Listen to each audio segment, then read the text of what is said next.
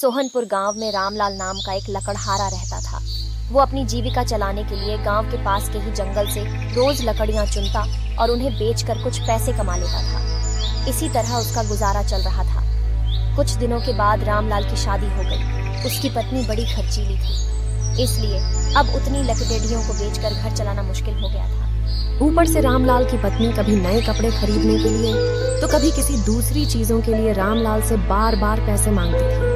अगर पैसे न मिले तो रूठ जाती। रामलाल अपनी पत्नी से बहुत प्यार करता था, इसलिए उसकी नाराजगी वो बर्दाश्त नहीं कर पाता था। रामलाल ने ठान लिया कि वो अब ज्यादा लकड़ियां इकट्ठा करके बेचेगा, ताकि उसकी पत्नी को रोज रोज पैसों की कमी न हो। पत्नी की इच्छा पूरी करने के लिए आज रामलाल घने जंगल तक चला गया और बहुत सारी लकड़ियां चुनकर बाजार में बेच दी। ज्यादा लकड़ियों के ज्यादा पैसे मिले तो खुश होकर रामलाल ने सारे पैसे अपनी पत्नी को दे दिए।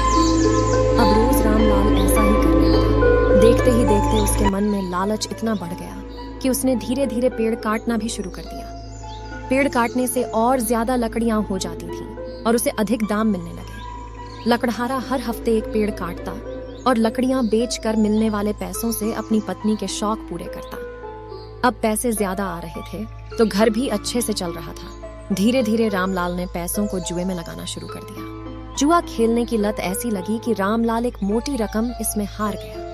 अब इस रकम को चुकाने के लिए रामलाल ने एक दो मोटे मोटे पेड़ काटने का फैसला लिया। जैसे ही रामलाल ने जंगल में जाकर अपनी कुल्हाड़ी को एक बड़े से पेड़ पर चलाने की कोशिश की तो उस पर पेड़ की टहनी ने हमला कर दिया। रामलाल चौंक गया। फिर उसे पेड़ की एक टहनी ने लपेट लिया। रामलाल कुछ समझ नहीं पाया कि यह सब क्या हो रहा है।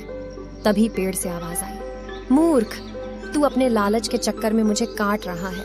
तू सारे पैसे जुए में लुटा देता है और फिर पैसे लौटाने के लिए पेड़ काटने आ जाता है। तुझे पता है कि पेड़ कितने कीमती होते हैं। हमारे अंदर भी जान बसती है और हम तुम इंसानों को जीने के लिए हवा, धूप में छाया और भूख को शांत करने के लिए फल देते हैं, लेकिन तू अपने स्वार्थ के लिए हमें ही काट रहा है। पेड़ ने कहा, आज तू रुक, यही कुल्हाड़ी मैं अब तेरे ऊपर चलाऊंगी। पेड़ की टहनी कुल्हाड़ी से रामलाल पर वार करने ही वाली थी कि वह गिड़गिड़ाने लगा। उसने माफी मांगते हुए कहा, मुझसे गलती हुई है, लेकिन मुझे सुधरने का एक मौका दो। अगर आप मुझे मार दोगे तो मेरी पत्नी का क्या होगा? वो अकेली पड़ जाएगी। आज से मैं किसी पेड़ को नहीं काटूंगा, यह प्रण लेता हूँ। यह सब सुनकर पेड़ को रामलाल के ऊपर दया आ गई। उसने रामलाल को छोड़ दिया। छूटते ही रामलाल भागकर अपने घर गया और पैसों के लालच में न आने का संकल्प ले लिया।